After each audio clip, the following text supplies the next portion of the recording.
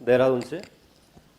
मेरा जो सवाल है माननीय मुख्यमंत्री जी, वो ये है कि जैसे कि सरकार द्वारा जो योजना जो चलाई जा रही है, दिव्यांग व्यक्ति से जो विवाह करने पर जो 25,000 रुपये की जो अनुदान धनराशि जो दी जा रही है, और जो समाज कल्याण द्वारा जो चलाई जा रही योजना जो अन्य योजना है, जो अनुदान योजना है जिसमें 50,000 रुपये की धनराशि दी जाती है, तो हम दिव्यांग समाज ये आशा करते हैं माननीय मुख्यमंत्री जी की जो दिव्यांग व्यक्ति से शादी करने पर जो 25,000 रुपये दी जा रही है, हम आशा करते हैं कि उसमें बढ़ोतरी हो माननीय मुख्यमंत्री। धन्यवाद।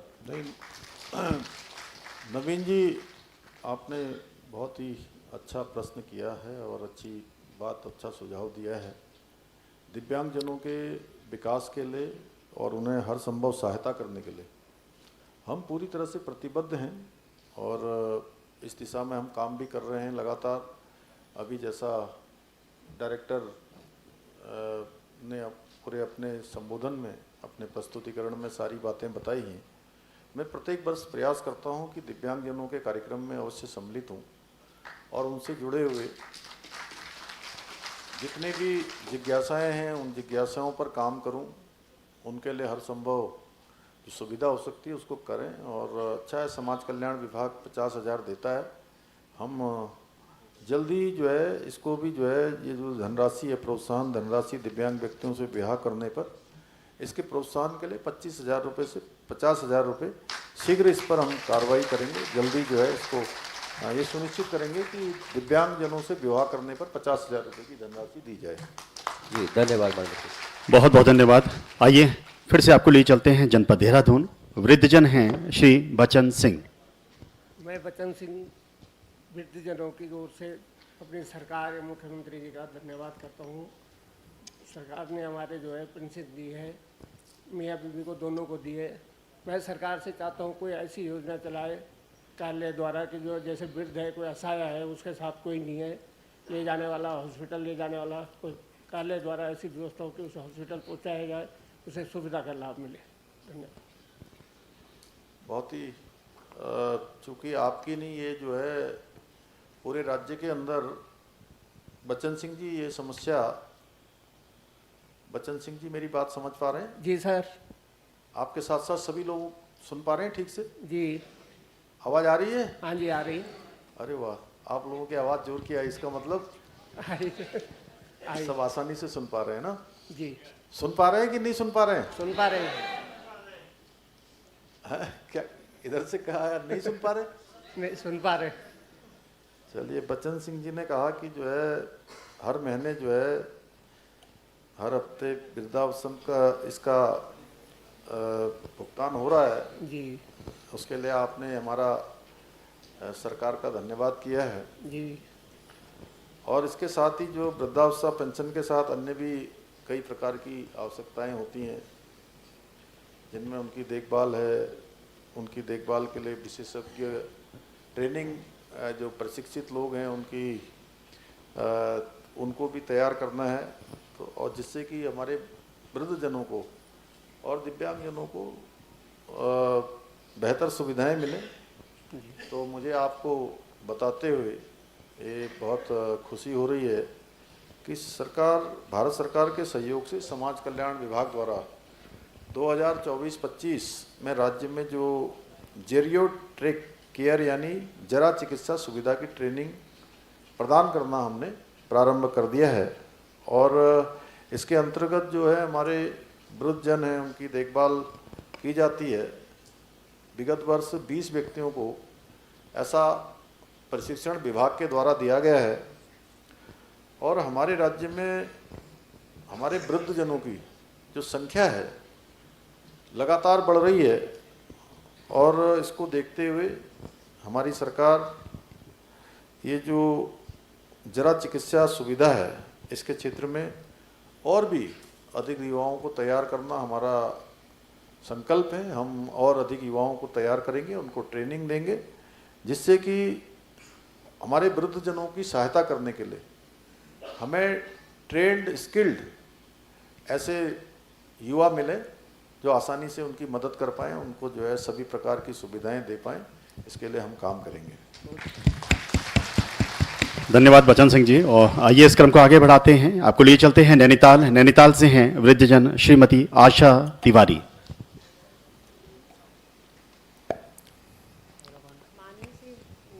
माइक थोड़ा ऊपर कर लीजिए। माननीय श्री मुख्यमंत्री धामी जी, आपको मेरा नमस्कार। मेरा प्रश्न ये है कि मैं वृद्धावस्था में वरिष्ठ नागरिकों को कई बार कुछ कृत्रिम सहायक उपकरणों की आवश्यकता होती है, लेकिन अच्छी गुणवत्ता के स्टडी वॉकर को खरीदने के लिए शायद कोई पैसे नहीं जुड़ पाते। इस वजह से ऐसे मामलों के लिए क्या आप कोई सुविधा हमें उपलब्ध करा सकते हैं? क्या नाम बताया था आपने? श्रीमती आशा तिवारी। आशा जी? जी तिवारी।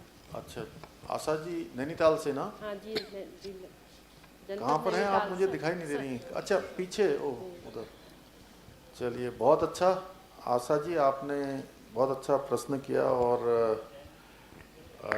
उम्र बढ़ने के साथ साथ जो शारीरिक रूप से कमजोरी आना ये स्वाभाविक है और ये प्रकृति का भी नियम है। और ऐसे में जो सहायक उपकरण है उनको क्रय करना, उनका उपयोग करना बहुत महत्वपूर्ण होता है। और इसमें भारत सरकार की जो राष्ट्रीय वयोश्री योजना है, उसका एक राष्ट्रीय वयोश्री योजना का संचालन भारत सरकार के द्वारा किया जा रहा है, जिसमें 60 साल से अधिक आयु के जो हमारे वरिष्ठ नागरिक हैं, जो वृद्धजन हैं, जिनकी आयु बढ़ जाती है, उनको सहायक उपकरण दिए जाते हैं। और अभी हाल ही में देहरादून में जो हमारा शताब्दी अस्पताल है, प्रधानमंत्री दिव्यासा केंद्र की एक वहाँ पर शुरुआत हुई है, जिसके अंतर्गत दिव्यांगजनों को जो कृत्रिम अंग हैं वो दिए जाने के साथ ही वरिष्ठ नागरिकों को, जो हमारे जिनकी आयु बढ़ रही है, उनको सहायक उपकरण दिए जाने की व्यवस्था यहाँ पर शताब्दी अस्पताल में की गई है। और हमारा प्रयास होगा आने वाले समय में कि समाज कल्याण विभाग के माध्यम से राज्य के अन्य जनपदों में भी इस प्रकार के जो उपकरण हैं, पीएम दिव्यासा केंद्र, ये अन्य स्थानों पर भी खुलें। जैसे देहरादून में हमारा शताब्दी अस्पताल में खुला है, हमारा समाज कल्याण विभाग उस दिशा में प्रयास करेगा और दिव्यांग और वृद्धजनों को अधिक से अधिक सहायता इससे मिल पाएगी। साथ ही 3 दिसंबर 2024 को अंतर्राष्ट्रीय दिव्यांग दिवस के अवसर पर ये घोषणा की गई थी कि राज्य के समस्त पात्र दिव्यांगजनों को एक विशेष कैंप लगाकर उनको सहायक जो कृत्रिम उपकरण हैं उनको निःशुल्क अंगों का वितरण भी किया जाएगा। इसमें भी हमारी कार्रवाई होगी। और हमारे सचिव यहाँ पर हैं श्रीधर बाबू अदांकी जी, इनके आने के बाद विभाग बहुत तेज़ी से आगे बढ़ रहा है, काफ़ी तेज़ी से काम कर रहे हैं, बहुत संवेदनशीलता से काम कर रहे हैं और हमेशा सेंसिटिव रहते हैं, जानते हैं। और मैं भी महसूस करता हूँ कि ये बहुत ज़रूरी है, हमारे जो जिनकी उम्र बढ़ती है उनको इस प्रकार के अंगों की आवश्यकता है, उनके जीवन में हम कुछ दे पाएँ, उनके लिए हम कुछ सहायता कर पाएँ। तो निश्चित रूप से मैं तो ऐसा मानूंगा कि नर सेवा ही नारायण सेवा है। और भगवान साक्षात रूप से नहीं होते हैं, लेकिन हम ऐसे सभी ज़रूरतमंद जो हमारे वृद्धजन हैं, दिव्यांगजन हैं, उनकी मदद कर पाएँ तो सचमुच में हमको नारायण की कृपा प्राप्त होगी, भगवान की कृपा प्राप्त होगी। माननीय मुख्यमंत्री जी, मुझे वृद्धावस्था पेंशन मिलती है, सीनियर सिटीजन, इसके लिए आप बहुत बहुत धन्यवाद। चलिए, बहुत धन्यवाद आपको। बहुत बहुत धन्यवाद। नर सेवा नारायण सेवा और हर ज़रूरतमंद तक पहुंच रही है उत्तराखंड सरकार। आइए वृद्धजन जो हमारे बीच में हैं टिहरी गढ़वाल से श्री परशुराम उनियाल। हमारे प्रदेश के यशस्वी मुख्यमंत्री श्री धामी जी को मेरा कोटि कोटि प्रणाम। आप जी का ये प्रयास विभाग के द्वारा हमें बुलाया जाना, मैं विभाग का भी और आपका भी बहुत बहुत धन्यवाद करता हूँ। मान्यवर उनियाल जी बोल रहे हैं? हाँ जी, परशुराम मान्यवर, राज्य में कई वृद्धजनों को धीरे धीरे जो है सामाजिक सामाजिक बदलाव का परिवर्तन देखते हुए जो है वृद्धजन वृद्धा आश्रमों की ओर जो है ताक लगी है कि ताकि जो है हमें इसका लाभ मिल पाए। और हम लोग जो हैं आपसे यही जो है हमारा निवेदन है और प्रश्न भी कर रहे हैं कि जो है सरकार इस बारे में जो है क्या जो है प्रयास कर रहे हैं, क्योंकि पहाड़ी क्षेत्रों में, पहाड़ी जनपदों में तो जो है सरकार वृद्धाश्रम संचालित कर रही है, लेकिन जो है मैदानी जनपदों में भी जो है सरकार जो है इसका लाभ दे ताकि जो है वृद्ध लोग, वरिष्ठ नागरिक जो है इसका लाभ ले सकें। सर धन्यवाद। परशुराम जी ने पर्वतीय क्षेत्रों में जो वृद्धाश्रम संचालित हो रहे हैं उसके साथ साथ मैदानी क्षेत्रों में किस प्रकार की व्यवस्था हो रही है या सरकार क्या सोच रही है, इसके बारे में हम सबका ध्यान आकृष्ट किया है। मैं परशुराम जी आपका बहुत धन्यवाद करता हूँ। आप बैठ जाइए, कोई बात नहीं, मैं बताता हूँ। अभी समाज कल्याण विभाग के माध्यम से बागेश्वर में, चमोली में और उत्तरकाशी में राजकीय वृद्धाश्रम संचालित किए जा रहे हैं। इसके साथ ही देहरादून के रायवाला में भी मैदानी क्षेत्र में आपने बात की है, तो रायवाला क्षेत्र में भी एक वृद्धाश्रम भवन बन चुका है वो।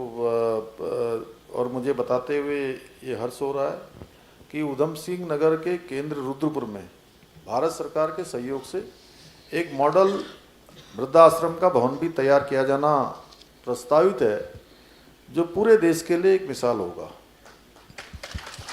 और हमारे जो वरिष्ठ नागरिक हैं उनके कल्याण के सभी महानुभावों से, परिषद के सभी महानुभावों से, हमारे यहाँ पर नवीन वर्मा जी भी हैं, शांति मेहरा जी हमारी यहाँ पर हैं दीदी, है ना, इनसे कि जनपद के जो हमारे जिलाधिकारी हैं तथा उप जिलाधिकारी हैं, आज के इस कार्यक्रम के माध्यम से, आपके माध्यम से मेरा उन सभी से अनुरोध कर लें कि यदि कोई भी वृद्ध व्यक्ति वृद्धाश्रम में रहने के लिए अनुरोध करता है तो उनको वृद्धाश्रम में प्रवेश की व्यवस्था सुनिश्चित करें। और कहीं भी जो है किसी भी प्रकार से उनका प्रबंध करना हो, व्यवस्था करना हो, उस व्यवस्था को सुनिश्चित करें। सरकार उसके लिए जो भी धनराशि व्यय होगी या जो भी संसाधन लगेंगे उसको हम हर हालत में संचालित करेंगे। हर हालत में किसी को भी, एक भी वृद्ध को हम जो है ऐसी अवस्था में नहीं छोड़ सकते। हमारे परिवार के लोग हैं, उनके लिए समस्त प्रबंध करना, उनको वृद्धाश्रम में उनके रहने की व्यवस्था करना, ये हमारा परम कर्तव्य है और इसको हम करेंगे। Sir noted sir.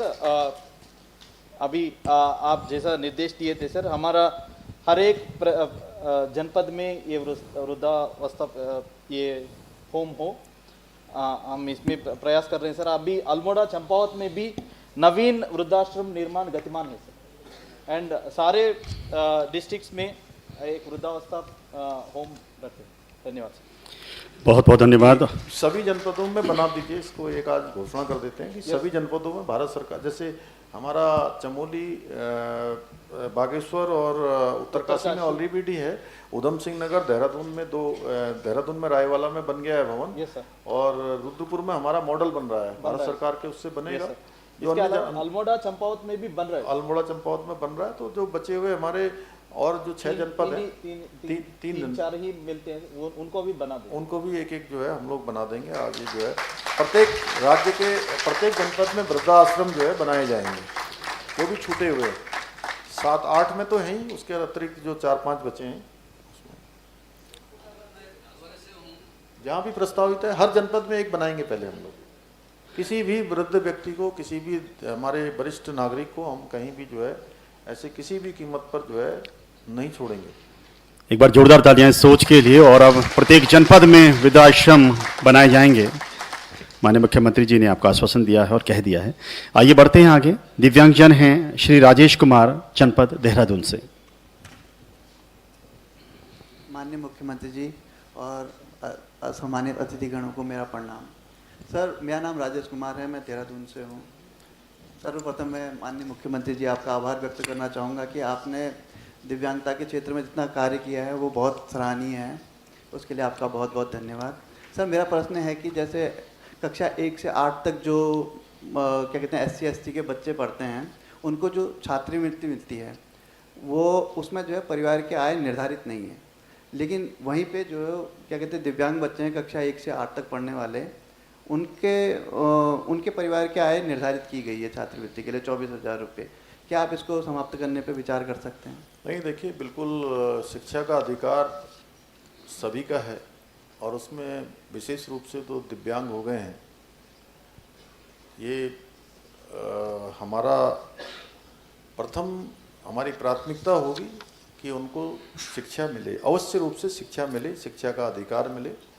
तो इसके लिए जो आय सीमा है कक्षा 8 से लेकर 8वीं तक की छात्रवृत्ति में आय सीमा हटाने पर हम जल्दी ही जो है काम करेंगे, जल्दी इस प्रस्ताव पर हम विचार करेंगे और जिससे कि वो छात्र भी हमारे जो है जो शिक्षा का लाभ प्राप्त कर सकें। धन्यवाद। धन्यवाद। बहुत बहुत धन्यवाद। आइए बढ़ते हैं आगे और चलते हैं हरिद्वार से हमारे बीच में हैं वृद्धजन श्री बाबूराम गौड़।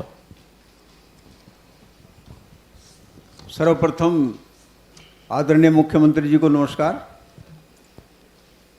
और हम दोनों पति पत्नी जो हैं, हमें ये पेंशन का लाभ मिल रहा है, जिससे हमारा भरण पोषण खर्चा सही चल रहा है। देखिए पहले जो ये पेंशन मिलती थी ये तीन महीने में एक बार मिलती थी, उससे हमें इंतज़ार करना पड़ता था, काफ़ी दिनों तक पैसा पास नहीं रहता था। तो अब ये आपकी सरकार ने इसको हर महीने कर दिया, जिससे बड़ी सुविधा हुई है। और माननीय मुख्यमंत्री जी, मेरा एक प्रश्न है कि भारत सरकार ने वृद्धजनों के लिए एक योजना चलाई है, वयोश्री योजना। तो इसमें वृद्धजनों के लिए उपकरण की सुविधा है देने का, वो जो देने के लिए है। तो मेरा ये प्रश्न है कि क्या आप अपने राज्य के हर जनपद में शिविर लगा करके और ये सहायता दे सकते हैं? ये मेरा प्रश्न है। नहीं, बहुत अच्छा आपने प्रश्न किया वयोश्री योजना के बारे में। और ये भारत सरकार द्वारा जो BPL परिवारों से संबंधित है, जिनकी मासिक आय 15,000 रुपये अधिकतम आय वाले जो वरिष्ठ नागरिक हैं, उनको इस वयोश्री योजना से लाभान्वित किया जा रहा है। और इसके अंतर्गत विभिन्न जो सहायक उपकरण दिए जाने का प्रावधान है। हमारे देश के यशस्वी प्रधानमंत्री, जिन्होंने विकलांग को दिव्यांग शब्द दिया, जिनके समय में उन्होंने दिव्यांग जैसे इस एक ऐसी अनुभूति होती है कि जैसे एक अलग प्रकार का एक नाम हमारे कानों में गूंजता है और अलग अनुभूति होती है दिव्यांग कहने से हमारे जब मुंह से निकलता है। और उन्होंने एक मंत्र दिया है, सबका साथ, सबका विकास, सबका विश्वास और सबका प्रयास। और वो इसी मंत्र पर कार्य करते हैं। और ऐसे में आपके सुझाव को ध्यान में रखते हुए हम राज्य के प्रत्येक जनपदों में, समस्त विकास खंडों में आने वाले समय में भारत सरकार से समन्वय करके इस राष्ट्रीय जो वयोश्री योजना है, इसके अंतर्गत शिविर आयोजित करेंगे। और जो भी इसके लिए जो भी लाभार्थी जिनको होना है, उन सभी को इस योजना का लाभ मिले, ये सुनिश्चित करेंगे। समाज कल्याण विभाग हमारा और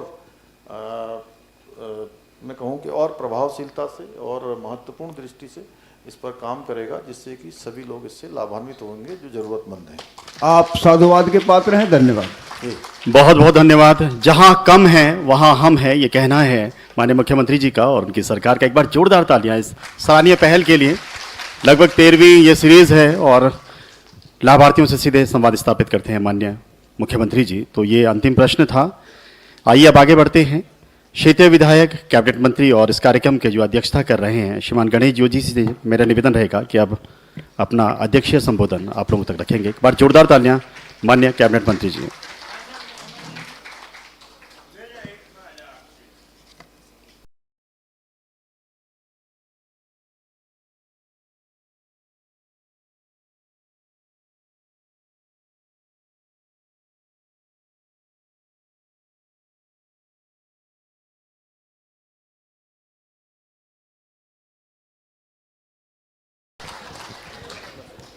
भारत माता की।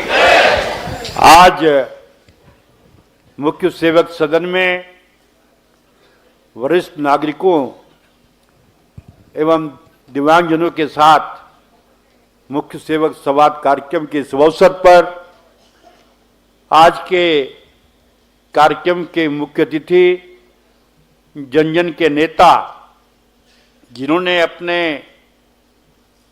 लगभग 4 साल के कार्यकाल में कई ऐतिहासिक फैसले लिए हैं, ऐसे पुष्कर सिंह धामी जी, देहरादून के मेयर सौरभ थपलियाल जी, हमारे वरिष्ठ नेता पूर्व मंत्री और विधायक राजपुर श्री खजानदास जी, मेरी गुरु माता श्रीमती सविता कपूर जी, उपाध्यक्ष वरिष्ठ नागरिक कल्याण परिषद शांति मेहरा जी, नवीन वर्मा जी, हमारे सचिव श्री बाबू पदांकी जी, धर्म सत्तू जी, हमारी मसूरी की चेयरमैन मीरा सकलानी जी, यहाँ पर उपस्थित वृद्धजन व दिव्यांगजन भाइयों और बहनों, सबसे पहले तो मैं इस आयोजन के लिए मुख्यमंत्री जी का आभार व्यक्त करता हूं और उससे पहले मैं देश के प्रधानमंत्री नरेंद्र मोदी जी का वंदन करना चाहता हूं, प्रणाम करना चाहता हूं। पहले प्रकृति के द्वारा सताए गए इन लोगों को विकलांग कहा जाता था, दिव्यांग जैसा सम्मानजनक शब्द अगर दिया तो देश के प्रधानमंत्री नरेंद्र मोदी जी ने दिया। और आज उसी सोच को आगे बढ़ाते हुए अभी आपने देखा होगा दिलीप सिंह मेहरा इतनी दूर से आए हैं, मुख्यमंत्री जी ने पहचान लिया। यह इस बात का प्रतीक है कि शायद प्रदेश के एक एक दिव्यांग जन से आपका परिचय होगा, क्योंकि आपका जब जन्मदिन होता है, सुबह पूजा पाठ करने के बाद सबसे पहले तो आप अगर आप जाते हैं तो अगर आपने देखा होगा राजपुर रोड पर तुम्हारे दृष्टिहीनों का एक इंस्टीट्यूट है, सबसे पहले आप वहां पर जाते हैं। ये सोच का प्रतीक है कि इस समाज के इस वर्ग के प्रति जिन्हें प्रकृति द्वारा इनके साथ अन्याय हुआ है, मुख्यमंत्री जी उनके साथ में खड़े हैं। मैं तो आपका और मुख्यमंत्री जी का स्वागत करने यहाँ पर आया हूँ, और लेकिन मेरे अंदर थोड़ी सी कमियां हैं और हर बार मैं कुछ चीज़ें होता हूँ, हालांकि कुछ बातों का समाधान तो मुख्यमंत्री जी ने कर दिया।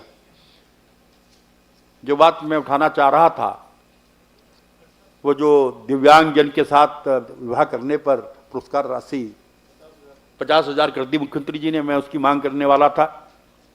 एक समस्या और थी, लेकिन माननीय मुख्यमंत्री जी अभी भी मैं जब यहाँ पर आने से पहले मैं कहाँ गया, यहाँ बैठा था धर्म सत्तू जी के पास, और जब दिखा रहे थे आपने देखा होगा उनके नंबर बहुत कम है। जो 1200 और 1500 जो पेंशन है, राज्य के वित्तीय संसाधनों का अध्ययन करने के बाद अगर इनको हम बढ़ाएंगे, क्योंकि आज के समय में 1200-1500 रुपया कुछ नहीं होता है। दूसरा, माननीय मुख्यमंत्री जी, जो देखने में आता है वास्तव में अभी तो आप 50 तक भी नहीं पहुंचे मेरे ख्याल से, अब मैं 68 पे पहुंच गया हूं। और निश्चित ही इसके बाद 50 साल के बाद, ये देखिए आप, ये साइंस भी कहती है, मैं नहीं कह रहा हूं, आप बाहर से कितना बाल काले कर लें, बढ़िया ड्रेस पहन लें, अब सोच रहे हो कि मंत्री जी बढ़िया लग रहे हैं, लेकिन कुछ ना कुछ, अब मैंने फौजी आदमी तो कुछ सीधी बात करता हूं, किसी को अच्छी लगे, किसी को खराब लगे। तो 50 साल के बाद धीरे धीरे जो आदमी की शक्ति होती है वो क्षीण होती जाती है।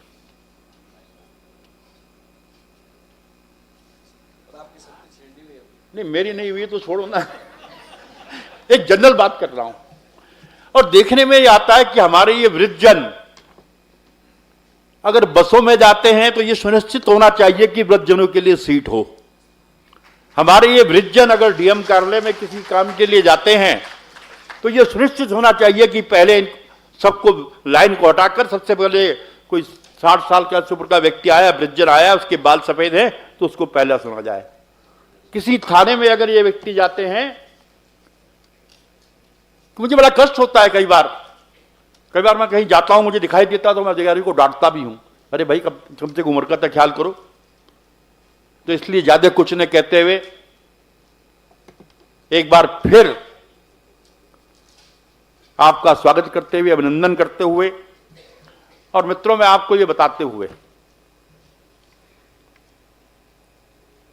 कि आज हमारी सरकार, मैं बोलूंगा तो फिर विषय लंबा हो जाएगा और 1:30 बजे तक कार्यक्रम खत्म होना था। मैंने भी एक कार्यक्रम में जाना है और मुख्यमंत्री जी ने भी आगे जाना है। मैं दावे के साथ कह सकता हूं, आप पिछले रिकॉर्ड उठाकर देख लीजिए, मैं कल शाम को देख रहा था, जितना काम धामी सरकार में दिव्यांगजनों के लिए हुआ है इस और समाज कल्याण हुआ है, आज से पहले कभी नहीं हुआ है। गलत तो नहीं कह रहा हूं, गलत है तो टोक देना मुझे।